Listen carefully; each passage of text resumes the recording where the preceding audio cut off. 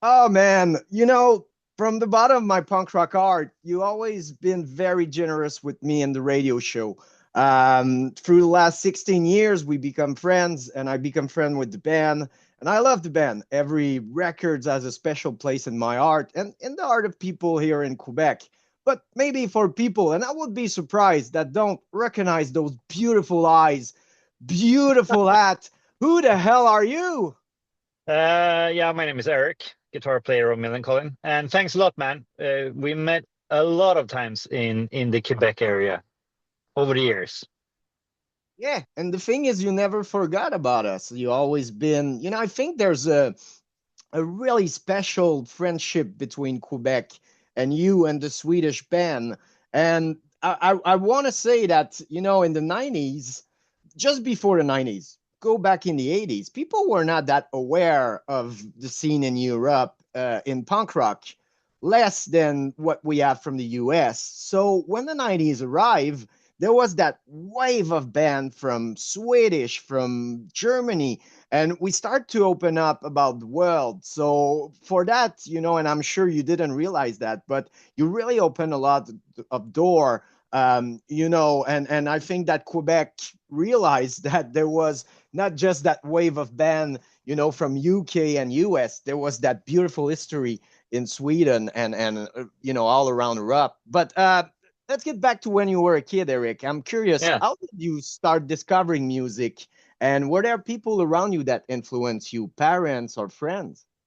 Uh no, I listened to music when I grew up, of course, but I was more interested in skateboarding. I started skateboarding when I was 10, and that's what then got me into punk rock. Or actually, around that time, in the beginning, I was actually like doing a lot of like, yeah, I was a kid, doing graffiti and stuff like that. So, and that was just around the time when like Beastie Boys, Run DMC, and those bands like got pretty big in the US. And one of my best friend's brother, he was like a hockey talent. So he went to play hockey in college in the US, and he came back with License to Ill, like the first Beastie Boys and that stuff. So he introduced that to me and my friend, and we got super into like graffiti and those early hip hop bands. But this was before, this was actually like right in the beginning of when I was like 10 or 11 years old, just started skateboarding when I hadn't really like discovered the real skateboarding. Was more like, you had a skateboard which you got from a relative or whatever. Because this was like right in between when like the 70s, 80s type of skateboarding trend was over. And it was kind of like a blank period of skateboarding right there. Like, the old famous, like, like the vert, like the U ramps, that era. And then there was kind of like, especially like in Europe, I guess, like a phase where skateboard was not cool at all, because skateboarding was just like something that was cool like in the early 80s. But then, everything picked up with like the Power Peralta, like Bones Brigade, and then later on the H Street, and like when everything picked up, and then I got totally into skateboarding and punk rock because of the skateboard videos, of course. But I still love like the old hip hop stuff is still great. I think that's sort of hip hop, and regular hip hop as well. But I mean, that maybe hip hop was the first thing I got really into there back in the days. But then, punk rock, and especially like the music in the skateboard videos, definitely took over, and that's when I really got into music. It's interesting because I knew you were open mind about music, but it's interesting that you were open about rap. And I'm curious, how Yeah, was but yeah, I always like drawing and stuff, and I like graffiti and stuff like that. I was a child back then. I thought it was so cool, and drawing on paper, and then buying some spray cans and spraying some graffiti as a small little kid. So me and my friend, inspired by the music his bigger brother took home from the States, we were vandalizing my neighborhood really it's so early. It's so cool that back in the days, the skate culture with the music culture, there was culture everywhere where when you go in it, you kind of adapt a new lifestyle and you learn so much. And I'm sure, like you said, like skateboard teach you a lot about music, not just punk, but uh, Exactly. Yeah, and I actually like, I discovered since like touring with so many bands from all around the world, everybody at that point got into skateboarding and that sort of music. Everybody skated, because we thought back in Sweden like we were the only ones adapting to the Californian culture with skateboarding and everything. But that happened globally, everywhere. But Swedes are really good at picking up that stuff and try to make it. Then we were skateboarding and we became pretty good at skateboarding. Like Matthias was like one of the best juniors in the country. He got like second in the Swedish championships in when he was like, how old were we? Like I guess he was like 17. I was 16 or something like that. So he placed second, and he was like sponsored by the coolest Swedish team, Street Style and stuff. So I mean, we became like pretty good skaters in in in the Swedish scene back then. And then like wintertime in Sweden, there were nowhere to skate, no skate parks or anything like that. Just like parking garages and stuff like that. So then everybody like in our hometown who were skating, everybody formed like 10 punk rock bands each, with everybody from different bands. There were so many local bands and so many, just like fun constellations of people playing music together. So it's from that scene we later formed Millencolin. yeah, and it's so interesting, when you look at it, how exciting it must be, like the skate scene and also the music scene. Everybody and everyone want to do something and create something and bring something new, and everybody has their own signature. Nobody sounded like, you guys or whatever. Everybody were doing their thing. So I think that's why that huge wave of band really conquer quickly the world and surprise everybody because Yeah, it and sounds remember, different. and remember, I mean, this was very long before internet. So I mean, Yeah, we didn't really know what was happening, like in Quebec, for example. Like everything we knew was like the Epitaph records we bought, and like Operation Ivy from the H Street videos and stuff like that. You know, you never knew. I mean, we sent demo tapes to each other. I had a fan scene at the time and stuff. So I mean, but still, it was so back then, you didn't know what happened outside of. I didn't even know what happened in the north of Sweden, where like Refused and Randy and those bands formed at pretty much the same time. We became friends like the next year or something. But when we started a band like doing this, I didn't know that Dennis Lyxzén, the singer from the Refused, were skating at the same time over there. So, but everybody, grew up. Skateboarding is such a creative thing, and it attracts creative people. And that whole thing was so inspiring with everything, with the skateboarding, with the music, with the artwork and everything. That's just like that's why I'm here today. Still, that's what yeah, formed after me. all those years and still Yeah. skating. No, I don't skate much these days. Too afraid of breaking these. Yeah, yeah. And when you got kid and everything, you like I don't snowboard that much anymore because of that. Even if I wear my gear, I'm like, yeah, if I broke my foot, my kid, he still got need, and Yeah. I need my legs. So yeah, I Yeah, feel I you. mean, my daughter, she can take care of herself, but it's more it's more the band if I break a wrist or something like that.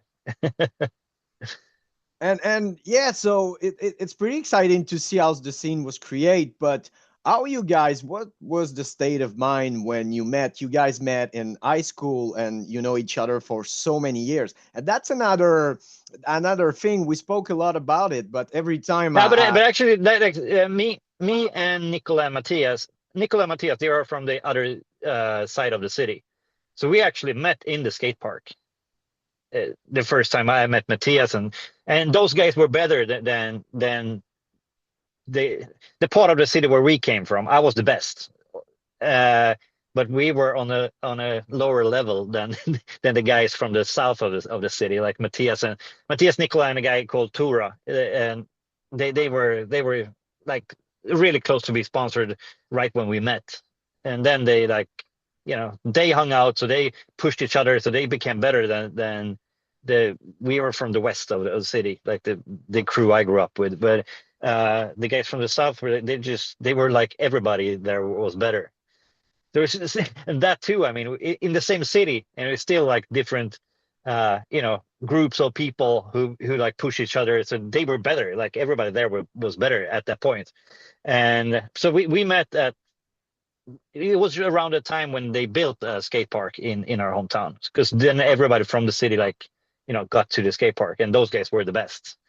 So like we met there, and then I already had a band at that point, and then they started a band together, and I don't know, since we were the skaters, we were like we need to, because back then we mostly sung in Swedish, like did this Swedish punk rock thing, and we're like we need to start a band that sounds like Operation Ivy, Pennywise, and those bands, and we actually on our first rehearsal we played Living for Today, the Pennywise song. And it's kind of Wow. funny that we just did Australia together with Pennywise. Did they play it? Because they don't play it like that often, Yeah, and it's yeah, yeah. one of They, my. they they played it every night. They played it right before Brohim every night in the sets. That's so So cool. yeah, And fun and you stuff. know, we were talking about Quebec. I think the first time you came, that was a love affair that started up, and you came almost every year, 2 years outside the fucking COVID, and that I Oh, well, was. first time we played Quebec was like on our first full U.S. Canada tour. We opened up for Down by Law back in '96. Wow. Uh, Down by Law, and then Good Riddance, and us. So we did a full like, I'm not sure if we did Vancouver, but we definitely did. I think we played New York and then woke up in Quebec City the next day. Well, woke up, we drove our van, but I guess I was sleeping on the floor because I didn't have a driver's license back then. I was too young. Yeah, I think you immortalized that moment on the VHS you release. I think there was at the end a really small moment in Quebec and Montreal, if I'm right. Yeah, Uh, yeah, and the shows were great. And I mean, in the US back then, we were just released on Epitaph.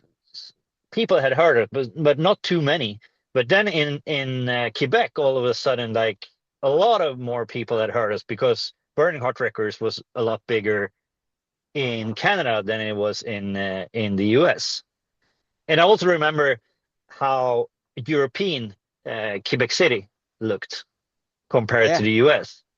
It was so weird because we had been in the US for a month, and then girl, I guess I woke up like around the border or whatever, and then fell asleep in the van, and then woke up and it was like both like the buildings, like older like churches and everything where we were staying was like, what? This looks exactly like France. It was so weird, so weird. But yeah, definitely, I mean, from that point, I mean, Quebec has been like a huge part of Millencolin. We love that area.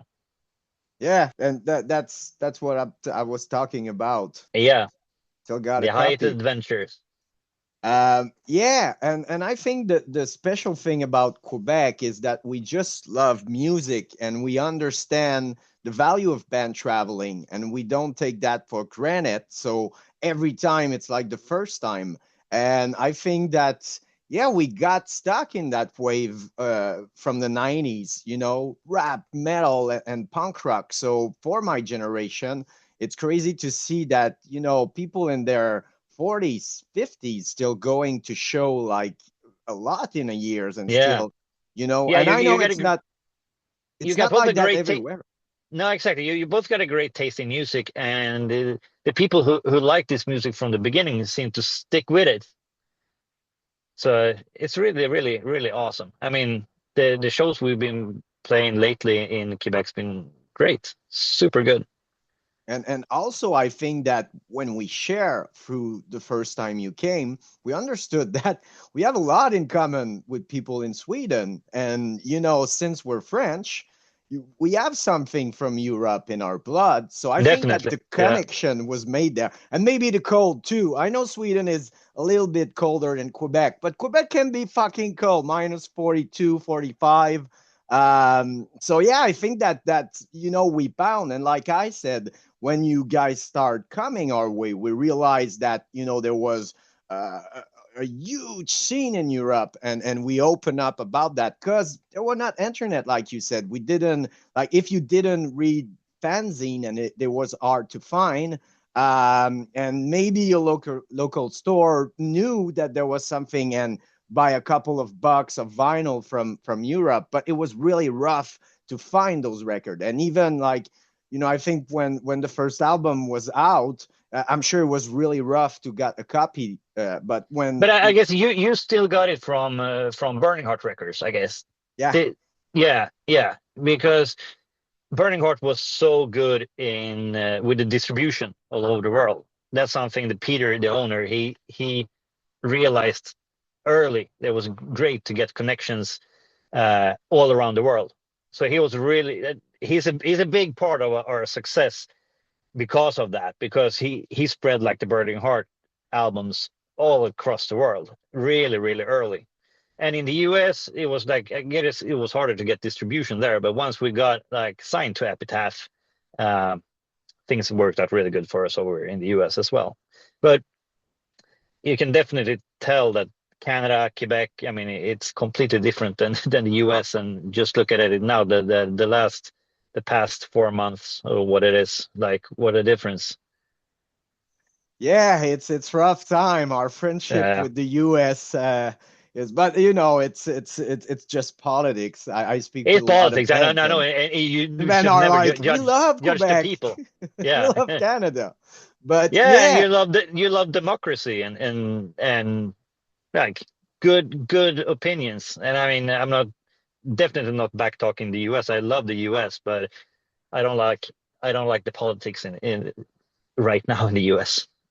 it's a weird time. But yeah, you were talking about Epitaph, but it's crazy. I read the Bad Religion book and Greg Graffin book, and it's really interesting and to see how much Bad Religion and the Circle Jerks just hang the scene in 1985 to the 90s, the start of the 90s. And when they start going to Europe, I think that's when a lot of bands realize if we start a label, if we do like Epitaph, maybe it can work DIY. And I think they really pave the way for Ben. And they also realized when they went to Germany that, hey, people know us there. There are a couple of people that heard about Bad Religion. I think we can like make a wise choice and go here, every year. So Yeah, yeah. Germany was really early, especially with Better Religion. Better Religion and Germany, they're like this from back then, totally.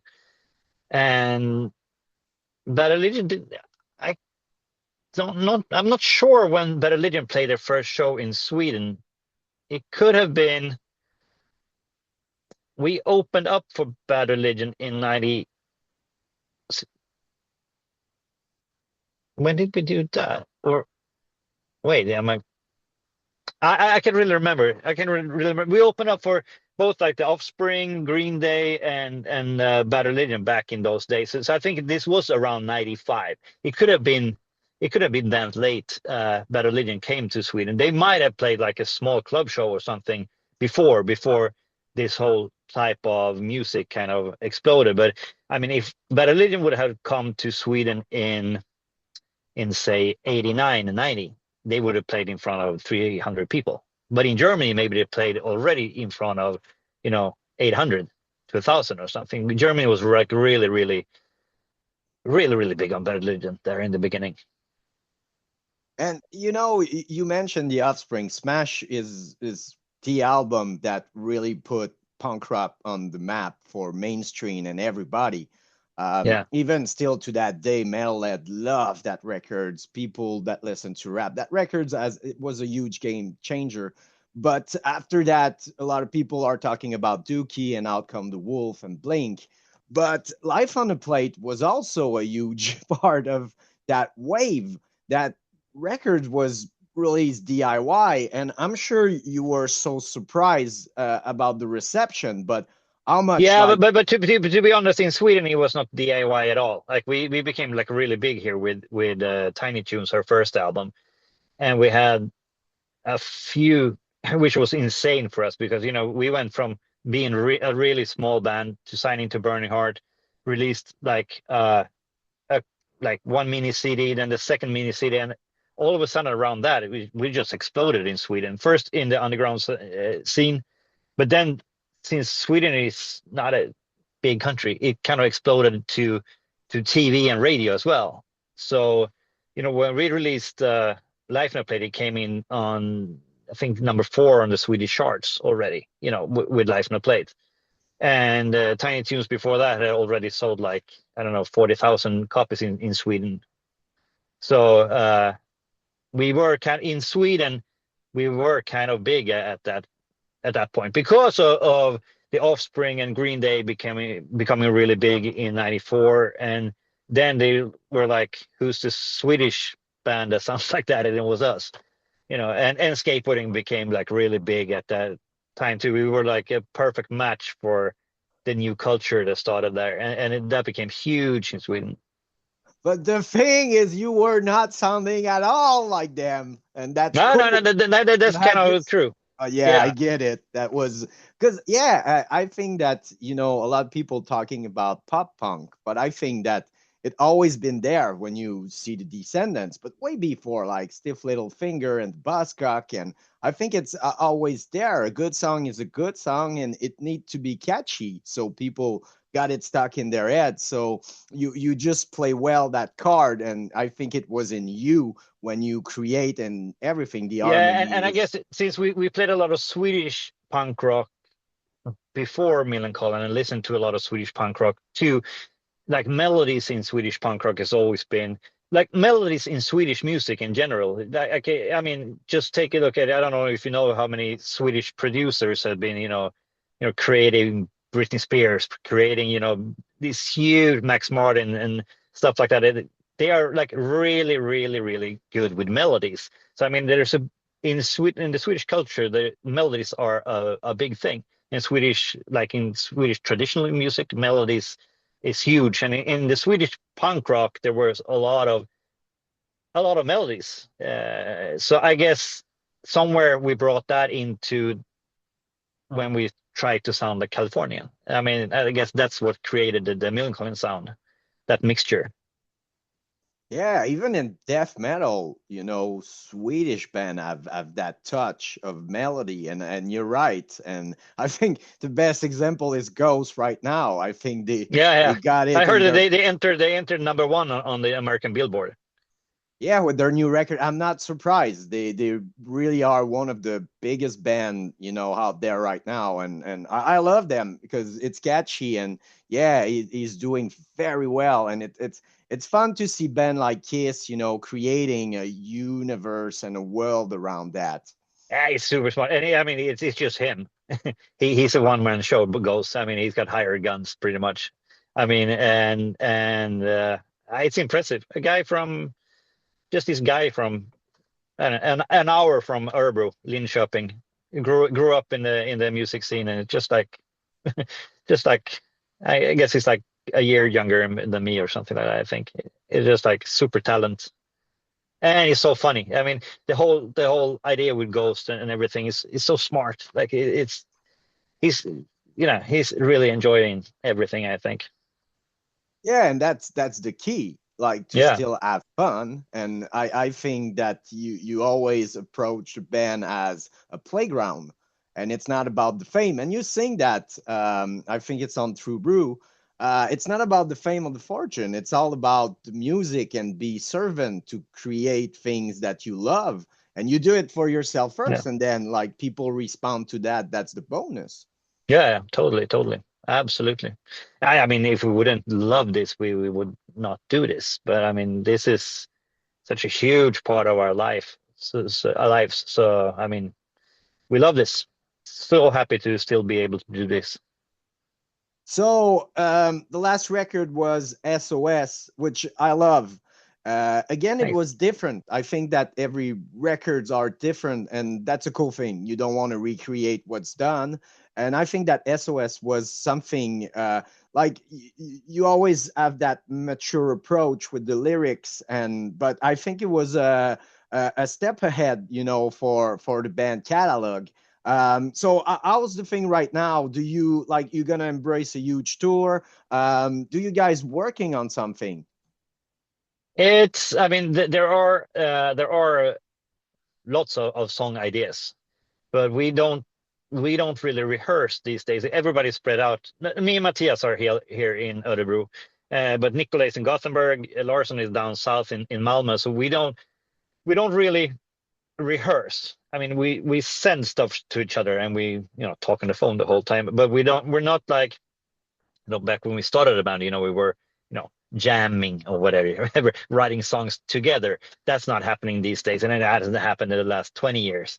It's more like people are writing, and especially Matthias and Nicola these days are writing, riffs and everything. And now it's so easy for everybody to just record on the computer on some sort of like whatever Pro Tools or whatever and send ideas to each other. But we first do that when we decide like that. Now it's time to go into the studio and do something. And we got our own studio. So I mean, we could, do stuff at any time. Actually, it's water damaged our studio. It's been like that close to 2 years now. It was like this thunderstorm in Sweden, and there was the buildings, something with the roof construction. Like all of a Oh sudden, no. there was like this. They called us up, the guys who own the building. It's like, wow, your studio is pretty wet. You should come down here. I went in there, and like the roof was like all wet and was like pouring water straight into our huge analog mixing desk, uh, at the console. So since everything is analog, like it's just like we got this guy, this professor, nutty professor, electronic guy, who's like took it upon to restore the table. But it's like 48 channels, and he's going through everything, you know, Oh my God. cleaning every little whatever that's on those those desk things. So yeah, he said he was supposed to be done like over half a year ago, but he's hasn't still hasn't finished it. But I mean, we can still rehearse in our studio, but we can't record. But we haven't recorded anything there because everybody got their own home setup anyways, so it's not a big deal. But he needs to finish that do console do so we can.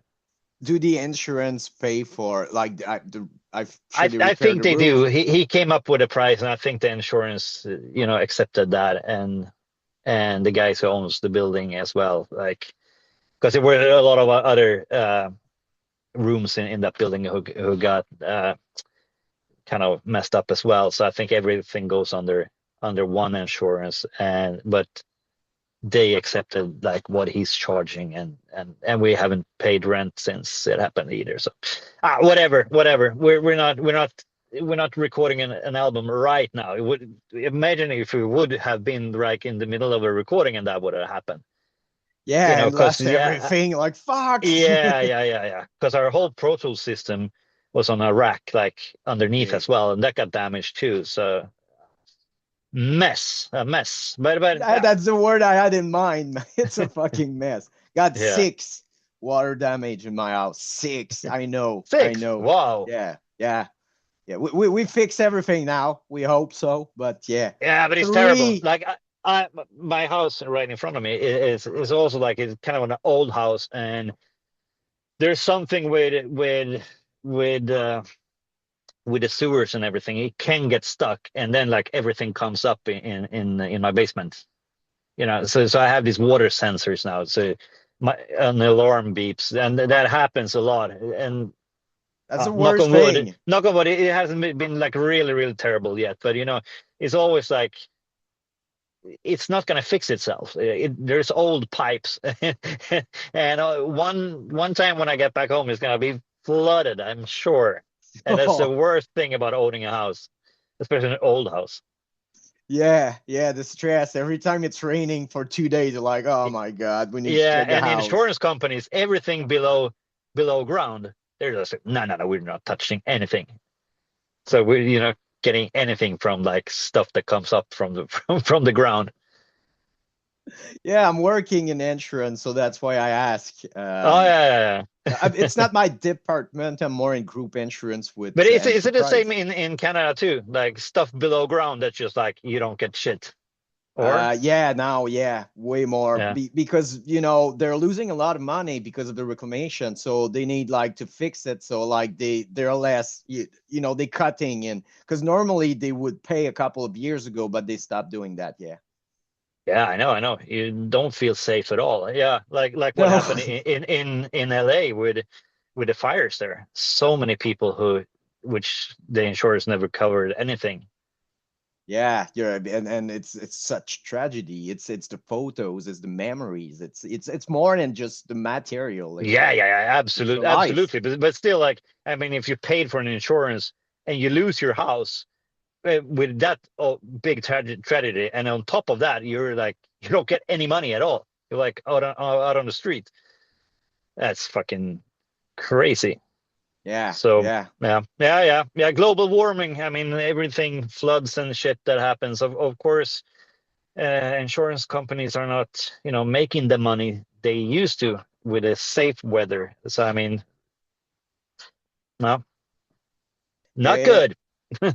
yeah, you're right. Eric, thank you so much. Like I said when we start, the interview, always been very generous with me, and I appreciate the friendship. I still remember when you guys sent me a postcard on my birthday a couple of years ago, and that was a beautiful gift. But yeah, thank you for the friendship. Of course, people, all the records are available. Maybe there's some left of those two cassette they record back in the days. Yeah, we could. That's from, yeah. Go into millencolin.com and our shop. There might be a few left because we sold out of every of all of them, but we still like saved a couple, which I know that Larson put up in the store again. So I'm not sure if people are aware of that it could be a few left. I'm not sure, but we're not making any more. What I know. So I mean, the if people are interested, they should jump straight into there and place an order.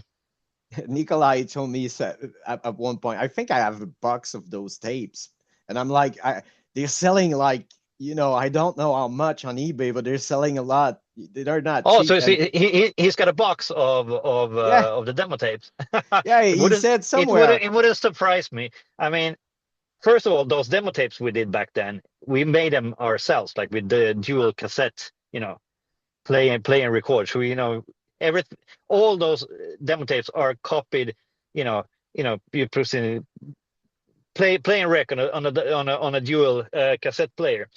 So everybody had like cassette duty. So both me, Matthias, and Nikolai were like you had to finish like 20 cassettes a day or something like that. So we're doing that, and then I Xerox everything at my I think at my dad's job or something like that.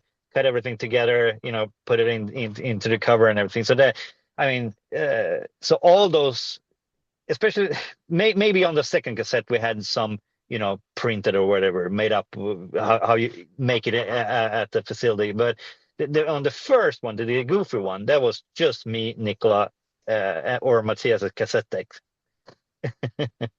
So and he wouldn't I mean, of course he didn't sell all of his stuff, and he just left it in a box somewhere.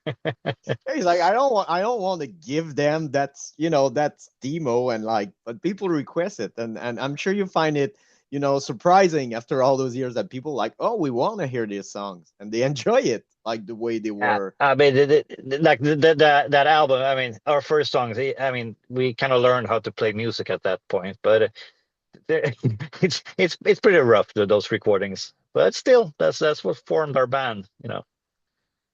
Eric, have fun on tour. We're gonna wait, of course, in Canada and Quebec. And again, from the bottom of my heart, thank you. Thank you for losing Thanks. Monday minute. I don't think we will make it to Quebec this summer, but definitely we'll try to come over the next summer. We're doing Europe this summer.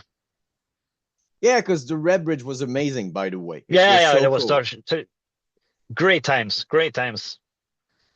So we're happy to come back and do that again for sure. Eric, your car is amazing, pretty clean. Yeah, it's kind of clean. Look there, I got a dirty dog there. That's why the black stuff is there. I like I don't have a cage for him, so I have like like some sort of a wrap going there so he doesn't destroy the seat. And I've escaped out here to my car instead of being inside there with we just had dinner and it's like loud and crazy dogs and stuff inside, so much quieter here in my car. Kiss your family for me. Thank you for your time, Eric. And of course, see you in Quebec and around. And thank you deeply.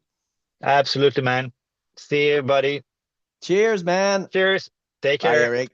Take Bye. care. Ciao.